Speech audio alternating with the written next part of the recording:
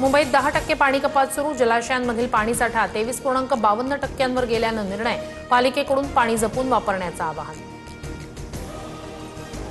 पंतप्रधान मोदी 5 देशांच्या दौऱ्यावर। यूएई, नेदरलँड, स्वीडन, नॉर्वे आणि इटली या देशांना भेट देणार। ऊर्जा आणि व्यापारावर विशेष भर राहणार। गौतम अदानींविरोधातील लाचखोरी भ्रष्टाचाराचे आरोप मागे घेण्याची अमेरिकेच्या न्याय विभागाची योजना। अदानींच्या वकिलांनी प्रस्ताव ठेवल्यामुळे निर्णय। अमेरिकी करदात्यांच्या पैशांच्या घोटाळ्याचा तपास बंद होण्याची शक्यता। शिवसेना पक्ष आणि चिन्ह प्रकरणी आज सुप्रीम कोर्टात सुनावणी। मागच्या अनेक महिन्यांपासून या प्रकरणाची सुनावणी नाही। कोर्टानं अंतिम युक्तिवादाचा कालावधी निश्चित केला होता। निवडणूक आयोगाकडून मतदार याद्यांच्या पुनरावलोकनाचा तिसरा टप्पा जाहीर। महाराष्ट्रासह 16 राज्य आणि 3 केंद्रशासित प्रदेशांमध्ये 30 मे पासून प्रक्रिया सुरू होणार।